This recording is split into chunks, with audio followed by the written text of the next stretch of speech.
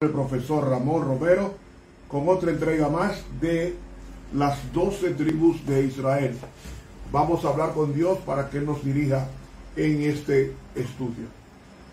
Padre amado que estás en los cielos, en tus aulas queremos gozarnos con las maravillas de tu ley.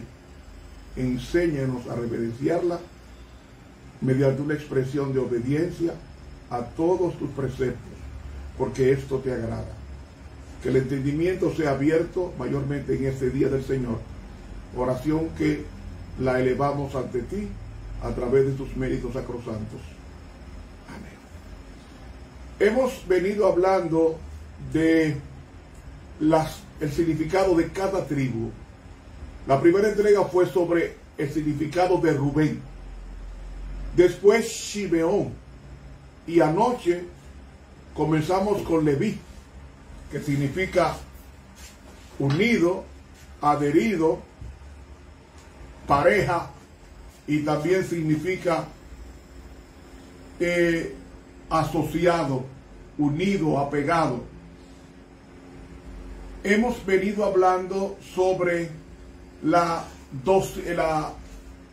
permisividad de Aarón, que era de la tribu de Leví, de cómo él se dejó llevar del pueblo de Dios para la edificación de un becerro de oro en el desierto. Y hablamos de que Dios castigará el pecado a los instigadores de la comisión de esto. Hoy continuamos el estudio sobre la tribu de Leví. Y recuerdan ustedes que leímos anoche que el pueblo se desenfrenó, y entonces en Éxodo 32, 25 y 26 leemos: y viendo Moisés que el pueblo estaba desenfrenado, refiriéndose a lo que pasó en el desierto, dice, viendo que el pueblo estaba desenfrenado, porque Aarón lo había permitido, para vergüenza entre sus enemigos, se puso Moisés a la puerta del campamento y dijo: ¿quién está por Jehová? Es decir, ¿quién está de parte de Jehová? Júntese conmigo. Y se juntaron con él todos los hijos de Leví. Ahí comienza la manifestación de un pueblo realmente convertido al Señor. Ahora, vamos a ver la descendencia de la tribu de Leví, de cómo se manifestaba la misma veleidad que había en Aarón, la misma inconstancia de Aarón, cómo se refleja en sus descendientes primarios, es decir, los relevantes descendientes de esta tribu. Tenemos, por ejemplo, que tenemos el caso de Elí. Elí era descendiente del hijo menor de Aarón, llamado Itamar.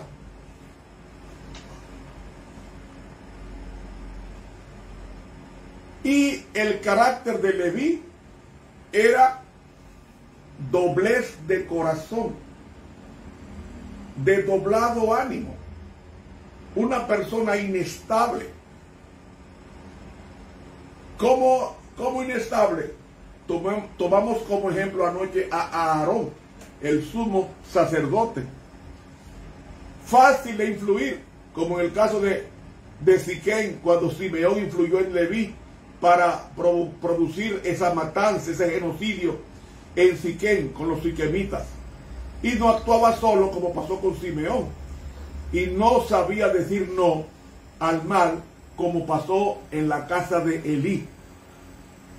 Por ejemplo, en 1 Samuel 1:9 leemos: y se levantó Ana después que hubo comido y bebido en Silo, y mientras el sacerdote Elí estaba sentado en una silla junto a un pilar del templo de Jehová. Elí era de la tribu de Leví, era descendiente de Leví. En 1 Reyes 2:27 leemos: echó así Salomón a Abiatar del sacerdocio de Jehová, para que se cumpliese la palabra de Jehová que había dicho sobre la casa de Elí en Silo. Con relación a este incidente, el libro Patriarcas y Profetas, en la página 621, comenta este incidente cuando dice: Elí era sacerdote y juez de Israel. Ocupaba los puestos más altos y de mayor responsabilidad entre el pueblo de Dios. Como hombre escogido divinamente para las sagradas obligaciones del sacerdocio y puesto sobre todo el país como la autoridad judicial más elevada, eso era Elí, se lo consideraba como un ejemplo y ejercía una gran influencia sobre las tribus de Israel. Pero, aunque había sido nombrado para que gobernara al pueblo, no gobernaba bien su propia casa. Elí fue un padre indulgente, aplaudía todo lo que sus hijos hacían. Amaba tanto la paz y la comodidad que no ejercía su autoridad para corregir los malos hábitos ni las pasiones de sus hijos. Era un hombre permisivo. Sus dos hijos eran sacerdotes, traducido ahora pastores. Pero él los veía hacer las cosas malas y no les decía nada, porque los amaba tanto que les permitía todo tipo de abuso de poder, de tal manera que él quería llevar su vida tranquila y no se mataba por nadie. Y dice aquí: antes que contender con ellos o castigarlos, prefería someterse a la voluntad de ellos y les cedía en todo. Los hijos mandando a su papá. Increíble. Un hombre que tenía los puestos más altos y de mayor responsabilidad entre el pueblo de Dios, dejándose manipular por sus hijos. Padre, no permita, no importa cuál sea tu edad, no permita que tus hijos te narigoreen, te pongan la argolla en la nariz y te lleven como el toro donde Dios quiera. No, señor. Hay que tener firmeza en nuestras creencias y en nuestras posiciones. No se negocia la obediencia. Esta es tácita en todo hijo de Dios.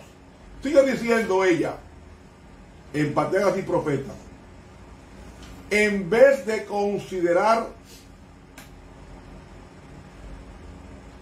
la educación de sus hijos como una de sus responsabilidades más importantes, trataba el asunto como si tuviera muy poca importancia. ¿Qué le parece? Y agrega: el sacerdote y juez de Israel, que es Elí, de la tribu de Leví, no había sido dejado en las tinieblas con respecto a la obligación de refrenar y disciplinar a los hijos que Dios había confiado a su cuidado. Pero Elí, dice ella, se sustrajo a estas obligaciones porque significaban contrariar la voluntad de sus hijos y le imponían la necesidad de castigarlos y de negarles ciertas cosas. Sin pesar las consecuencias terribles de su proceder, satisfizo todos los deseos de sus hijos y descuidó la obra de prepararlos para el servicio de Dios y los deberes de la vida. Un padre bonachón, pero un padre indulgente.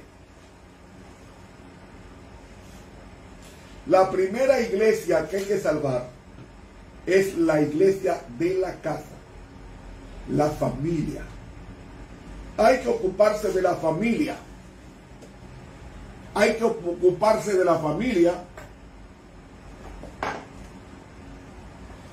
Ocuparse de la familia como hizo Noé, que se ocupó tanto de la familia que salvó a su familia, porque 8 personas fueron salvadas en el arca de Noé.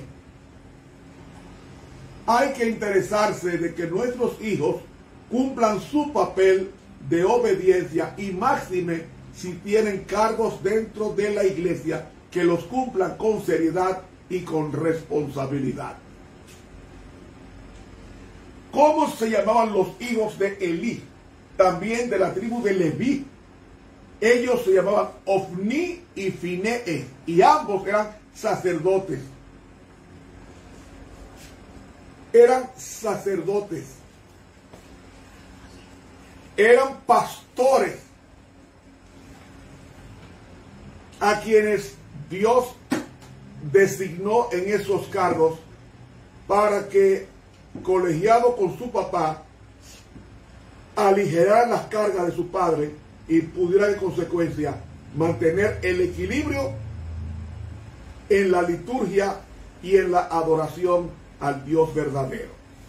Leemos en el libro de Primera de Samuel capítulo 2, versículos 12 al 17, lo siguiente: los hijos de Elí eran hombres impíos y no tenían conocimiento de Jehová. ¿Sabe qué significa eso? Que no tenían conexión con él. Lo conocían de oídas, pero no de una relación de hablar con él, como esperaba o como se esperaba de 2 sacerdotes o 2 pastores que estaban al frente de la cosa sagrada, que era el templo. Los hijos de Elí eran hombres impíos y no tenían conocimiento de Jehová. No se habían compenetrado con él, no le habían consultado para nada. Actuaban en forma mecánica y en forma codiciosa con la ofrenda del Señor. Dice el versículo 13: y era costumbre de los sacerdotes con el pueblo que cuando alguno ofrecía sacrificio, venía el criado del sacerdote mientras se cocía la carne, trayendo en su mano un garfio de 3 dientes. Tenía que ser de 1, no, ellos le pusieron 3 para coger más. Y lo metían en el perol, en la olla, en el caldero o en la marmita, y todo lo que sacaba el garfio, el sacerdote lo tomaba para sí. De esta manera hacían con todo israelita que venía a Silo. Asimismo, antes de quemar la grosura, venía el criado del sacerdote y decía al que sacrificaba: da carne que asar para el sacerdote, porque no tomará de ti carne cocida, sino cruda. Y si el hombre le respondía: quemen la grosura primero y después toma tanto como quieras, él respondía: no, sino dámela ahora mismo, de otra manera yo la tomaré por la fuerza. Era pues muy grande delante de Jehová el pecado de los jóvenes, porque los hombres menospreciaban las ofrendas de Jehová. ¿Qué significa esto? La pluma inspirada en el libro Patriarcas y Profetas explica que eran ofrendas de gratitud. Dice, en estas ofrendas, a la de gratitud, solamente la grasa del animal debía quemarse en el altar. Cierta porción especificada se reservaba para los sacerdotes, pero la mayor parte había que devolverla al dador, al que llevaba la ofrenda, para que la comiesen él y sus amigos en un festín de sacrificio. Así, dice ella, todos los corazones se habían de dirigir con gratitud y fe al gran sacrificio que había de quitar los pecados del mundo. ¿Sabe qué hacían los hijos de Elí? En vez de reconocer la solemnidad de ese servicio simbólico, solo pensaban en cómo hacer de él un medio de satisfacer sus propios deseos. No se contentaba con la parte de las ofrendas de gracias que se le destinaba y exigían una porción adicional. Por eso al garfio le ponían 3 dientes para coger más de la ofrenda.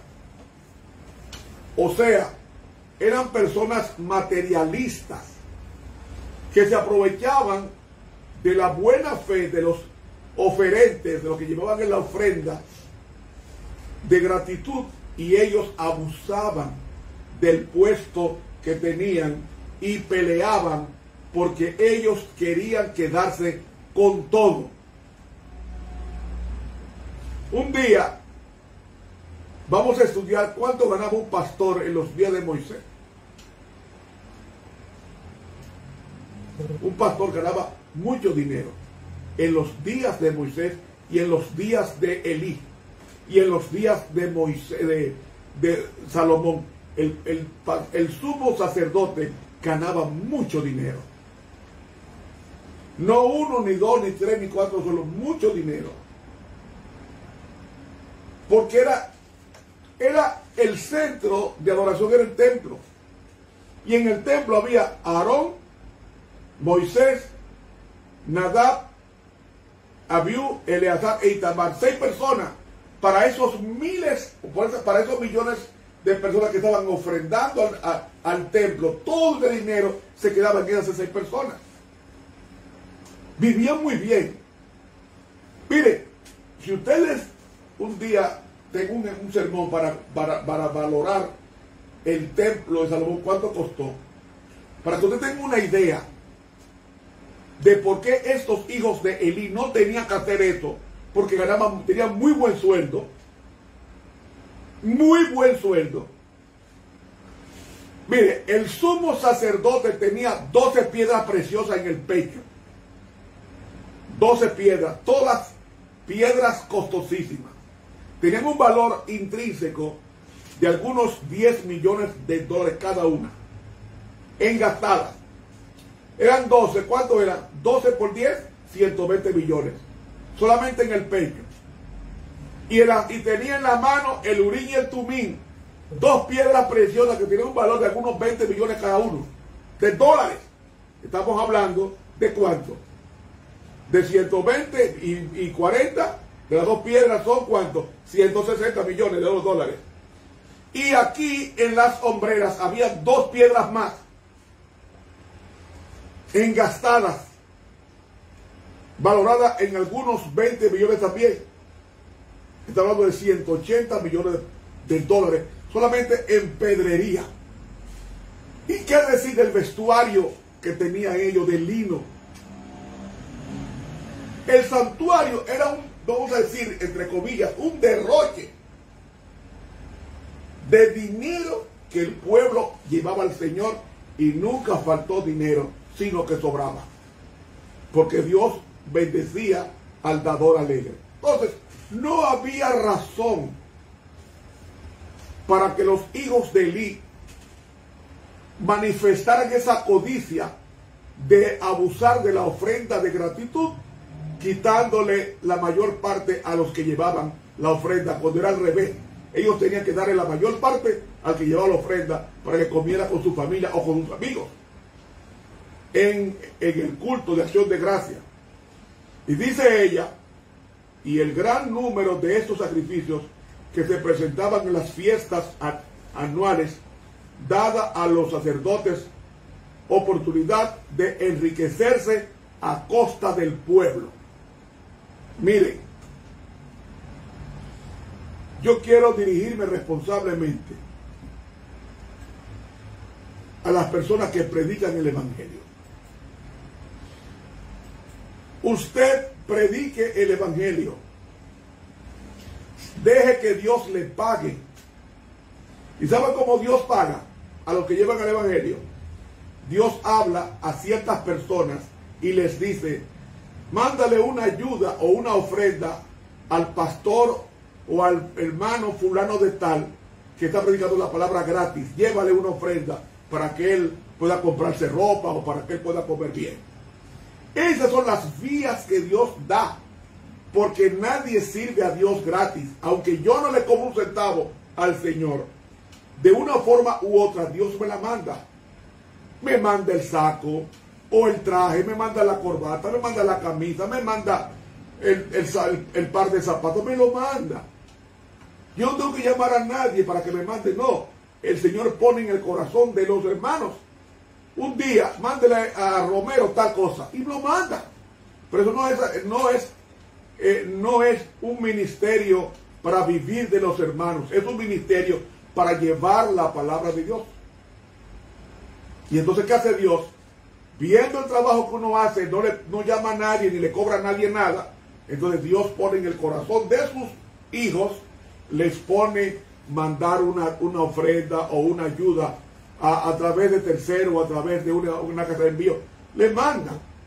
Así pasa con diferentes ministerios de sostén propio. Y yo tengo miedo de convertir este ministerio, que tiene muchos años, haciéndolo gratis para el Señor. Pero la Biblia dice que nadie sirve a Dios de balde. Entonces, aunque yo le sirvo de balde al Señor gratuitamente, de una forma u otra, Él me va pagando. ¿Cómo? Yo no sé, Él sabe. Pero no voy a ponerme que a los hermanos que reciben la lección de escuela sabática y que reciben los videos míos, darle una carta pidiendo, no, yo no voy a hacer eso. No le espere de mí eso, yo llamarlo para que me mate. No le espere de mí. Porque no quiero ser un oportunista o un mercader de la palabra. No. Yo tengo 57 años predicando el evangelio sin cobrar un centavo a la gente. Cuando ha habido iglesias en Estados Unidos o en Puerto Rico que me han invitado a la campaña evangelística, ellos me preguntan, ¿cuánto usted cobra? ¿Qué le digo yo? Nada. Si usted quiere, usted me da algo. Si usted quiere. Si no, está bien, porque esto es gratis para el Señor. Así que yo he dicho a todas las iglesias que estoy invitado, yo no me fijo en que me van a pagar. No. Porque así era que hacían los hijos de Eli. Querían aprovechar el que estaban llevando el evangelio y comenzaban a pedir y a la mala. Y a asustar a los hermanos. Yo no puedo hacer eso, no puedo. Eso es abusar de la confianza que el pueblo de Dios ha depositado en uno. Yo no puedo hacer eso. No me atrevo. Y ha habido necesidades, pero no llamo a nadie. Ha habido que pagar la pena internet que está pagándose en dólares. Eso se paga mensualmente, esa página en dólares. Y no le pido a nadie. Yo hablo con Dios y de una forma u otra Dios me manda. ¿Cómo? Yo no sé. Entonces, yo no quiero hacer de este ministerio, que tiene muchos años más, yo no quiero hacer de este ministerio un vehículo para yo aprovecharme de los hermanos. No, Señor. Si un hermano me quiere regalar algo, yo lo cojo, pero no que lo voy a pedir. No lo voy a hacer. Y hay hermanos que mandan cartas y a mi ministerio, mándenme. Yo no hago eso. Me muero. Porque si tú le estás sirviendo a Dios de corazón, deja que sea Dios quien te pague. Y no abuse del favor de los hermanos para que ellos vayan a traerte cosas pedidas por ti. Y tú hagas en un sentido como los hijos de Eli, enriquecerse a costa del pueblo. Dios me libre. Dios me libre. Sigue diciendo ella, no solo exigían más de lo que lícitamente les correspondía, sino que hasta se negaban a esperar que la grasa se quemase como ofrenda a Dios. Ya estaban pidiéndole la mayor parte de la ofrenda para ellos. Y un día que estudiemos sobre el diezmo, les voy a probar en la Biblia que no es la asociación quien les paga a los pastores. La Biblia dice que es Dios quien les paga a ellos. Está en el libro de Números, esa cita. Entonces, si usted trabaja para Dios, sea que Dios le pague y no le pague un tercero. Entonces, si el Señor, el dueño de la obra, le pone en el corazón a un hermano o a una hermana para que te mande una ofrendita para mantener el ministerio, ya es otra cosa. Pero usted pedirlo, no lo haga. Porque usted sirve a un Dios vivo. Y mía es la plata y mío es el oro, dice Jehová en Ageo 2:8. Entonces, ¿para qué pedir? No seamos como los hijos de Eli, abusadores con los hermanos, presentándole una necesidad imaginaria. No, clame a Dios y Él le resuelve. Clame a Dios y Él le resuelve. Yo en estos días he estado en contacto con los médicos, haciéndome mis estudios, que por el COVID duré un año sin hacerme los estudios que me corresponden, y ahora que las clínicas han reabierto, pues en mi país, pues estoy yendo al médico a hacerme mi chequeo general. Y yo no tenía el dinero, pero se lo pedí a Dios. No llamé a ningún hermano, se lo pedí a Dios. Y Dios, ahí, hablando con él en secreto, Dios me mandó el dinero para yo pagar los análisis y los estudios que me han estado haciendo en mi cuerpo. Porque yo sirvo a un Dios vivo. Entonces, ¿para qué andar por la calle o llamando hermanos para que me manden? No, yo no voy a hacer eso. No, porque me acuerdo de que los hijos de Elí querían enriquecerse a costa del pueblo, dice el libro Patriarcas y Profetas, en la página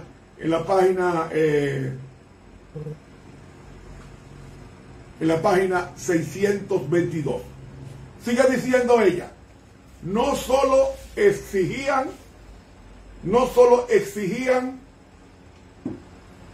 más de lo que lícitamente le correspondía, sino que hasta se negaban a esperar que la grasa se quemase como ofrenda a Dios. Persistían en exigir cualquier porción que les agradase, y si les era negada, amenazaban con tomarla por la fuerza. Esta irreverencia por parte de los sacerdotes, o sea, Ofni y Finés, los hijos de Elí, sacerdotes, no tardó en despojar los servicios de su significado santo y solemne, y los del pueblo menospreciaban los sacrificios de Jehová. Es decir, al ver cómo esta gente manejaban la cosa sagrada, pues dejaron de diezmar y dejaron de ofrendar. Y termina diciendo ella, ya no conocían el gran sacrificio antitípico hacia el cual debía mirar. Era pues el pecado de los jóvenes muy grande delante de Jehová. No use la religión como comercio. Todos los comerciantes, tarde o temprano, Dios lo desenmascara. Trabájele al Señor gratis y Él lo va a mantener. Lo va a mantener. Yo hago una pregunta. ¿Qué cuenta bancaria tenía Pedro? No tenía dinero. Y cuando fue a la puerta la hermosa en el templo, un mendigo le pidió, un paralítico le pidió una limosna. ¿Qué le dijo Pedro? No tengo ni plata ni oro. Oye, mira, yo estoy pelado, mi bolsillo está vacío, no tengo nada. Ahora, lo que yo tengo, sí te voy a dar lo que tú necesitas. En el nombre de Jesucristo, levántate y anda. Pedro le dio de lo que tenía. ¿Qué tenía él? El Espíritu Santo. Y en el instante, Pedro, a través del Espíritu Santo, sanó al enfermo que estaba pidiendo la fuerza. Hermanos, la obra de Dios no va a terminar por dólar. La obra de Dios la va a terminar el Espíritu Santo. No seamos metalizados. No pensemos en la obra en función de dinero. Pensemos en la obra en función de ganancia de almas, que es la mejor riqueza que nosotros podemos tener. Hay pastores, hay personas que hoy son pastores, gracias al ministerio que he llevado a mucha gente. Miles de personas he logrado bautizar en mis años de servicio en la iglesia. Miles y miles y miles he bautizado al Señor, y esas almas, algunas de ellas ya son pastores en diferentes países. Me satisface eso, saber que no estoy arando en el desierto, porque el Señor es grande y poderoso. Pero Elí era un hombre débil por sus hijos. Dice 1 Samuel, el capítulo 2, los versículos 23 al 26, lo siguiente. Y les dijo Elí, ¿por qué hacéis cosas semejantes? porque yo oigo de todo este pueblo vuestros malos procederes. No, hijos míos, porque no es buena fama la que yo oigo, pues hacéis pecar al pueblo de Jehová. Si pecare el hombre contra el hombre, los jueces le juzgarán. Mas si alguno pecare contra Jehová, ¿quién rogará por él? Pero ellos no oyeron la voz de su padre, porque Jehová había resuelto hacerlos morir. Yo hago una pregunta. El papá, que era el sumo sacerdote, el presidente de los pastores, no tenía que aconsejar a sus hijos. Lo que tenía que hacer era quitarlo del cargo. Quitarlo del cargo. Que eran pastores.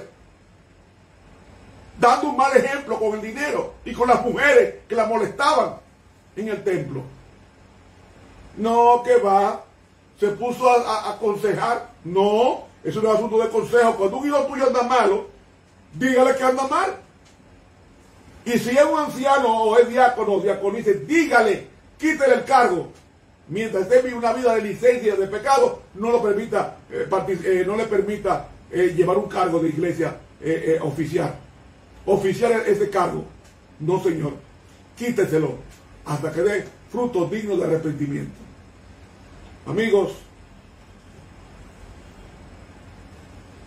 no seamos transigentes ni con los hijos, ni con los nietos, ni con las parejas, ni con los hermanos, ni con las hermanas. Así, dice Jehová, debe ser nuestro norte.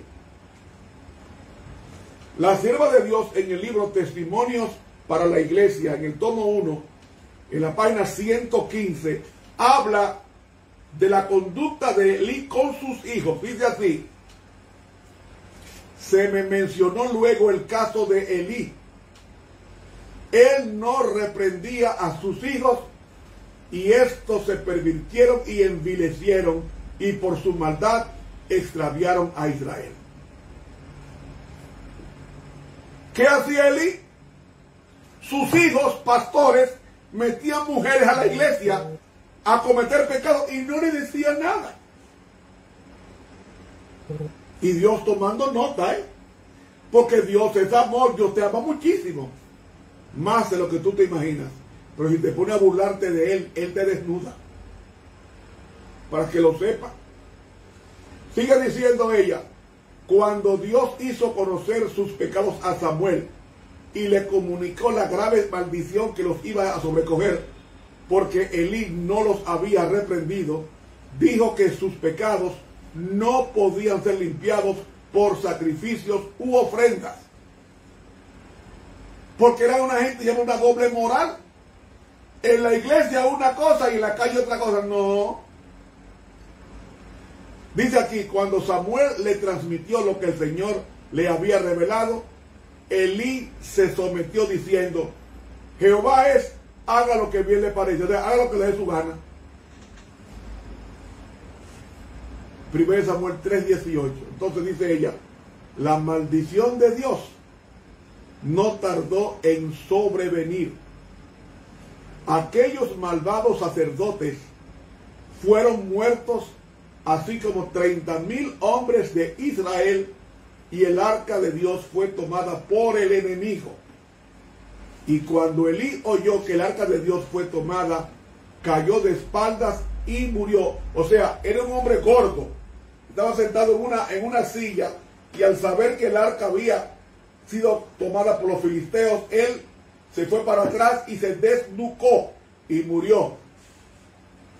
A Elí no lo vamos a ver en la resurrección de los justos. Un hombre santo, pero permitiendo el pecado en la iglesia, se perdió por el pecado de otro, por no corregirlo. Hay de aquellos pastores, de aquellos ancianos que son contemporizadores, que dejan que la gente haga lo que quiera, que quieren llevar la vida fácil, que no les gusta tener problemas con nadie. Esos que no piensen ir al cielo. Los dirigentes tienen que ser como Moisés, como Jesús, como Josué, como el deseado de todas las gentes, que es Cristo. Dice ella, todo este mal resultó de la negligencia de Elí en cuanto a reprender a sus hijos. Si un hijo mío viniera hoy con un cigarrillo en la mano, a mi casa no entra. Pero tampoco él va a entrar a mi casa, ¿eh? Todavía no lo he visto fumar. Pero si un día un hijo mío viene a mi casa con un cigarrillo encendido o con una botella de cerveza, aquí no me entra. Tiene que respetar mi casa. Tiene que respetar mi casa, para que lo sepa. Yo no voy a ser contemporizadores con el mal, a parcero del mal. No, señor. Usted se queda afuera. Señor. Sigue diciendo. Vi que si Dios es tan escrupuloso que advertía tales cosas ayer, no las nota menos en estos últimos días. Es que Dios no cambia. El pecado ayer es el mismo pecado de hoy. No matarás es igual ayer que hoy. No matarás. Y yo no tengo que perderme por el pecado de otro. No. No. Padres que se dejan dominar por los hijos. Padres que se dejan dominar de las mujeres. No, señor. Dios hizo al hombre para mandar. Eso fue lo que dice Génesis capítulo 1. No puede abusar de su cargo. No, eso sí no. Ni maltratar a la pareja, eso sí no. Pero sí tiene que trazar bien la palabra de verdad. Sigue diciendo ella en este libro Testimonios para la Iglesia, tomo 1, página 115. Los padres deben gobernar a sus hijos, corregir sus acciones y subyugarlos, o Dios destruirá ciertamente a sus hijos en el día de su gran ira, y los padres que no hayan dominado a sus hijos no quedarán sin culpa. Los padres que no hayan dominado a sus hijos no quedarán sin culpa. Dice ella, de manera especial deben los siervos de Dios gobernar a sus propias familias y mantenerlas en buena sujeción. Cuando mis hijos eran pequeños, el culto había que hacerlo en mi casa obligado. No es que diga que no, obligado. Mis hijos pequeños tenían que hacer culto conmigo obligado. Y a veces el culto duraba media hora, pero a veces duraba 2 horas. Porque ellos tenían que aprender la palabra de Dios por cucharita, porque tenían que aprenderlo.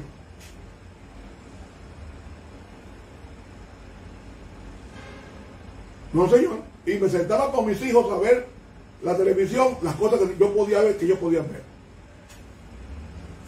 Si algún día un hijo mío hace otra cosa contraria, no lo aprendió de mi casa. Oye, si algún día un hijo mío hace algo contrario a eso, no lo aprendió de mi casa.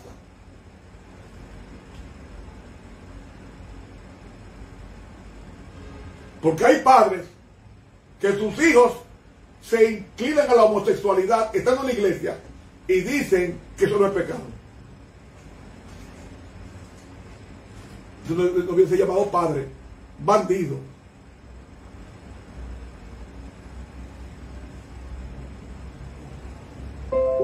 Dice ella, vi que no están preparados para juzgar o decidir asuntos de iglesia a menos que puedan gobernar bien su propia casa. Primero deben poner en orden en su casa y luego su juicio e influencia pesarán en la iglesia.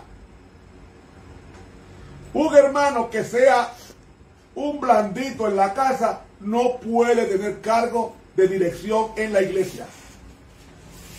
Debe gobernar bien su casa, sus hijos, su pareja debe tenerla en armonía con él. Así sí. He leído del libro Testimonios para la Iglesia, tomo 1, página 115. Y hay otra cita que quisiera compartir contigo en esta noche. Y esa cita está en el libro Patriarcas y Profetas, de la página 626. Oiga lo que dice la inspiración.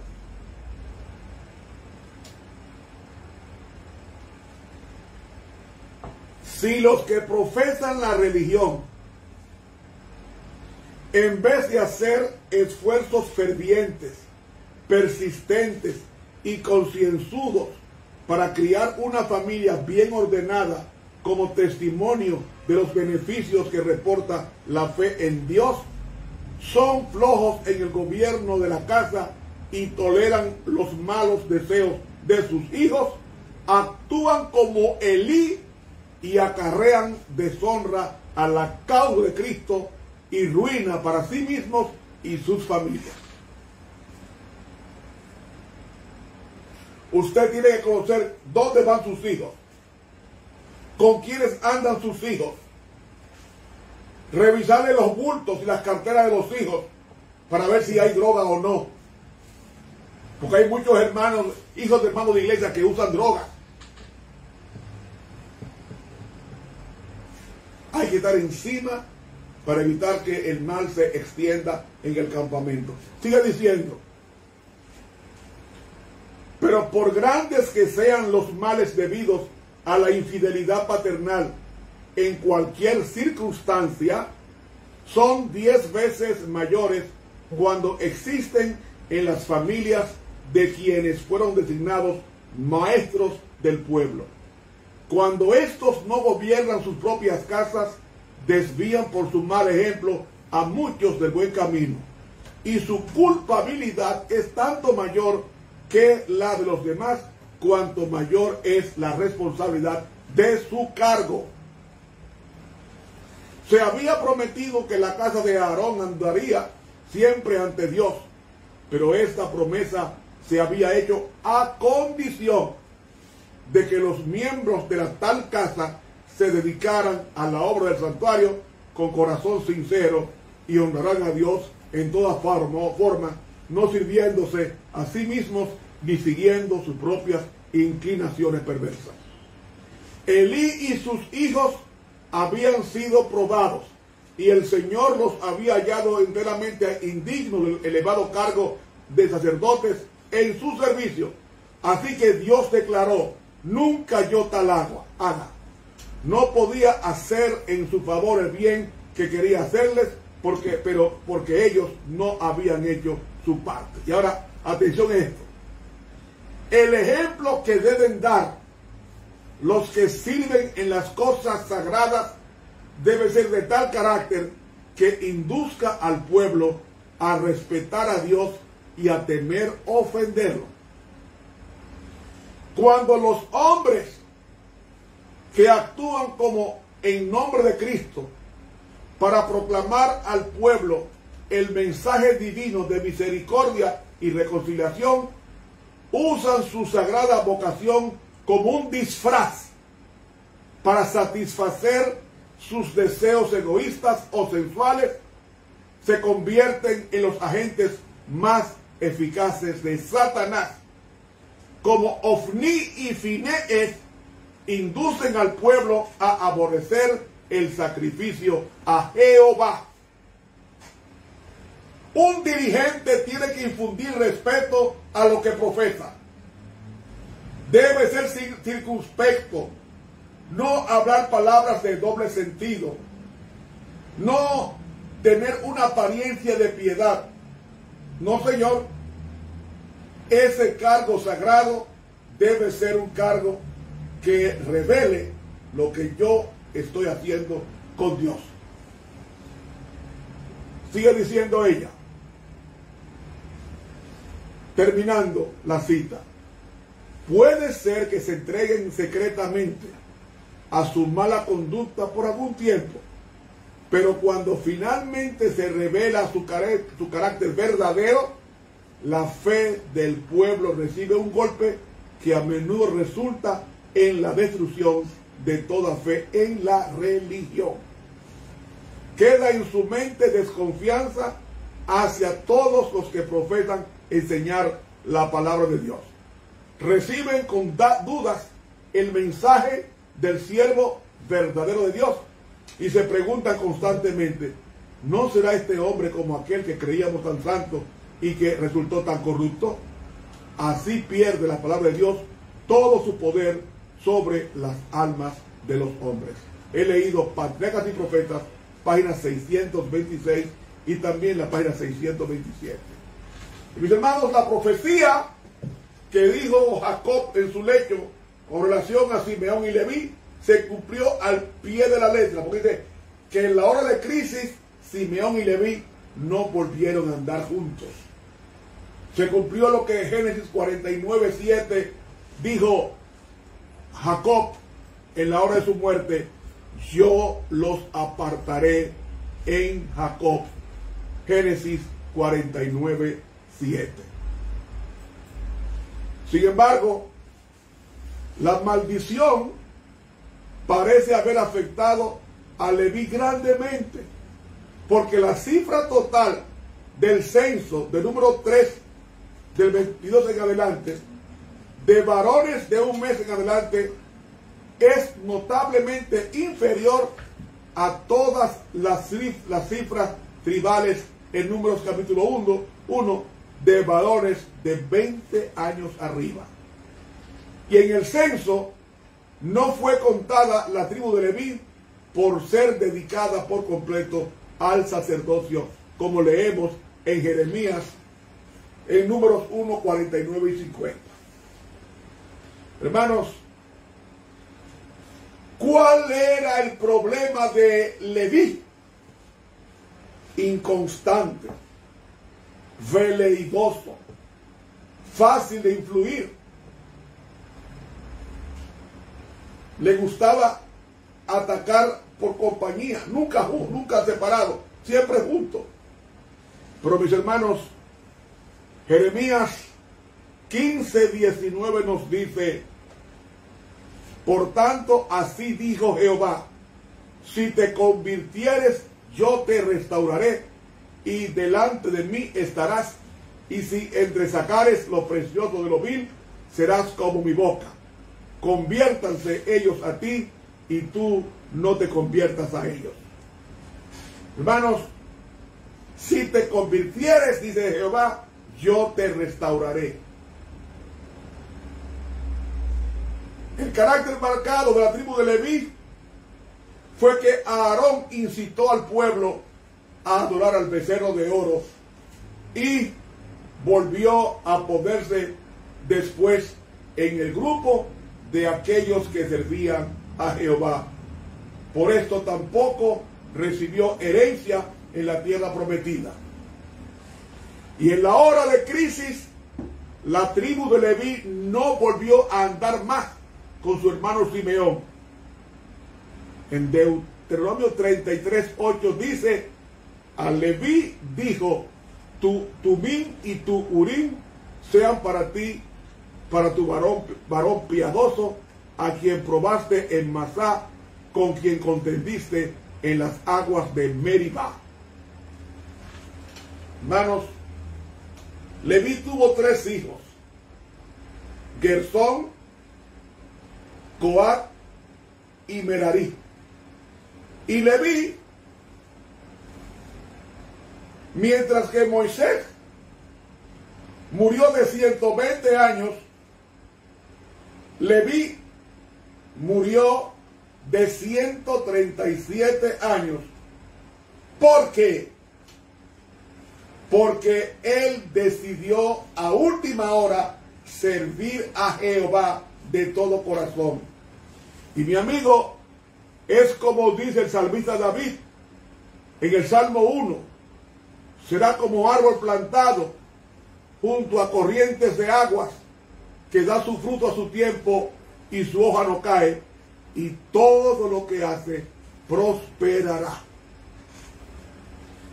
Es decir, los que sirven al Señor vivirán muchos años en esta tierra y la eternidad en la tierra nueva.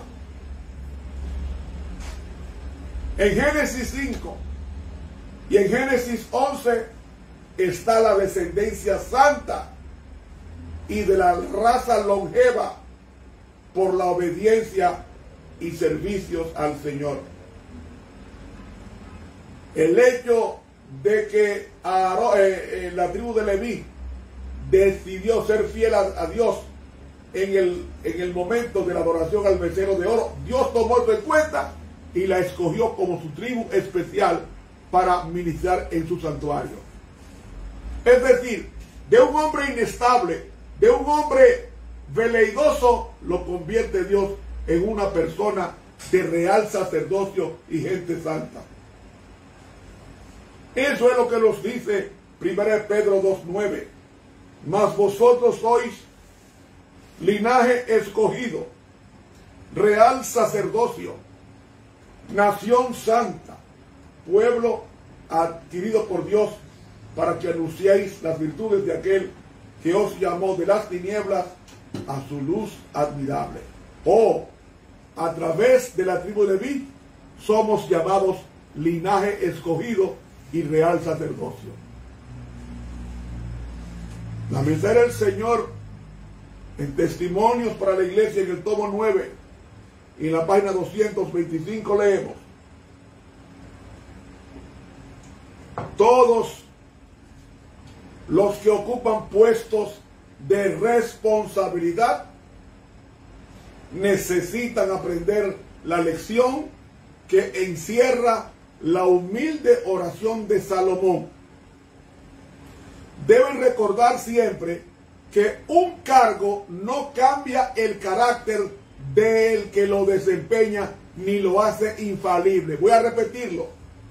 Un cargo no cambia el carácter del que lo desempeña ni lo hace infalible. Un cargo no te hace santo. Cuanto más alto esté colocado un individuo, tanto mayores serán sus responsabilidades y más vasta su influencia. Tanto más necesitará comprender lo mucho que depende de la fuerza y sabiduría divinas y lo mucho que necesita cultivar un carácter santo y perfecto.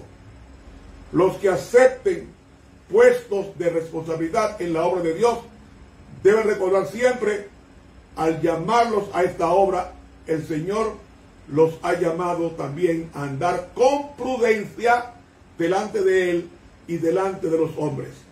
En vez de creerse llamados a regentear, a dictar y mandar, deberían darse cuenta de que ellos mismos necesitan aprender. Y termina diciendo ella, quien dice: si un obrero de responsabilidad no aprende esta lección, cuanto antes se lo releve de su cargo, tanto mejor será para él mismo y para la obra de Dios. Y oigan esto, qué fuerte.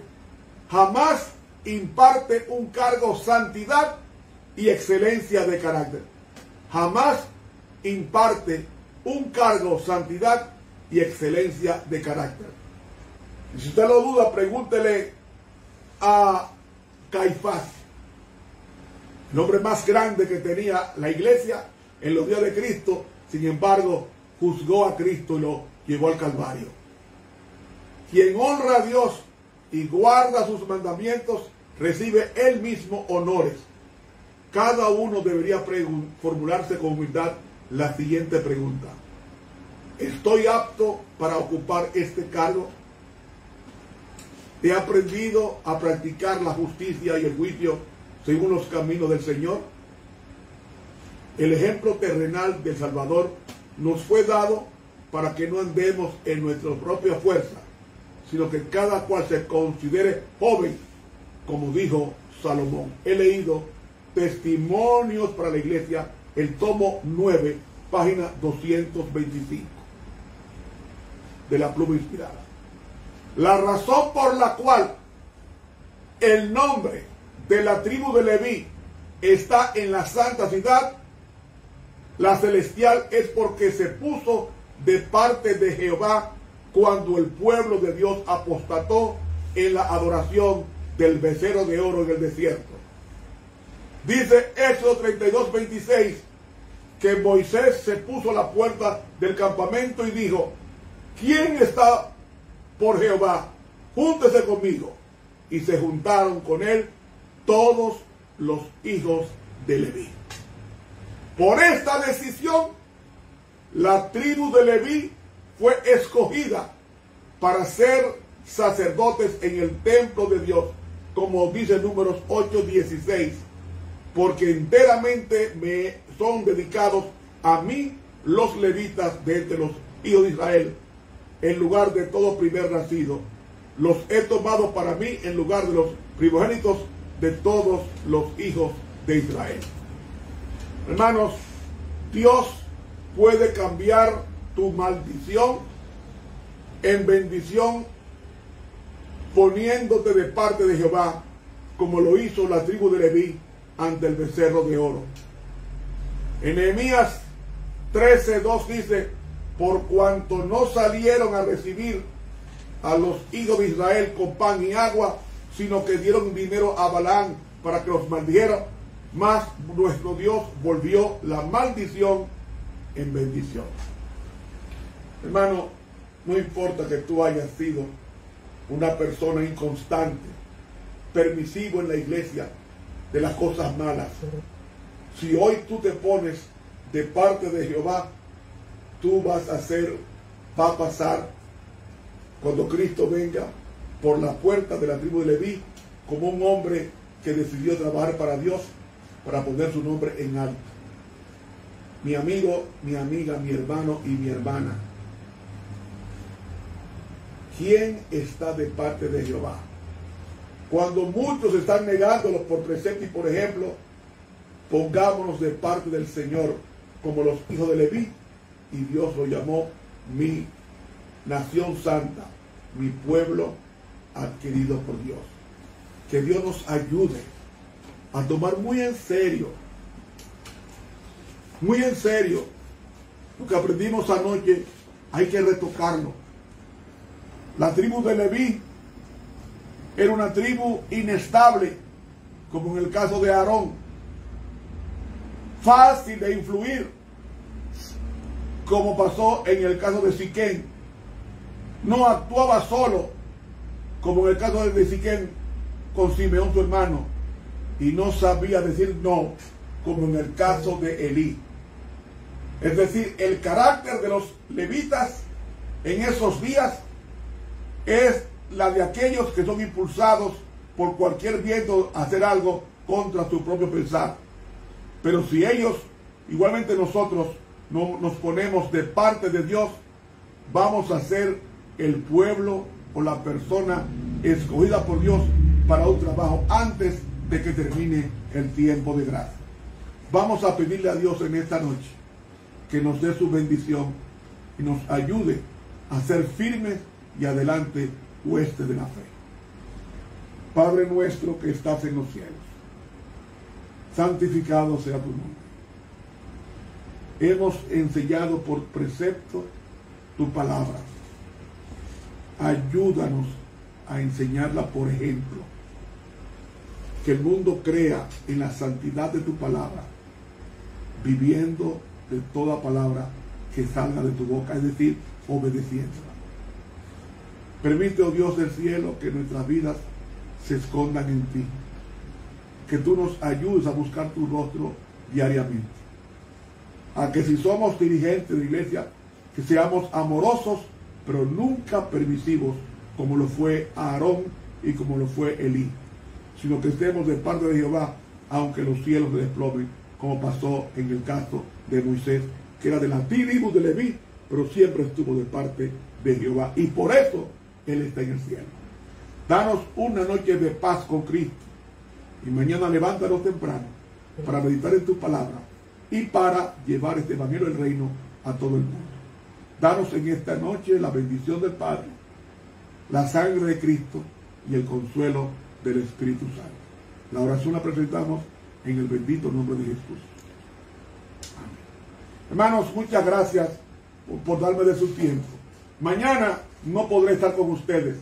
Tengo compromisos en una iglesia y tengo que cumplir el compromiso, pero para el próximo jueves, si Dios lo permite, continuaremos con más tribus, con el significado de cada tribu. Que Dios nos bendiga. Te habló el profesor Ramón Romero. Buenas noches.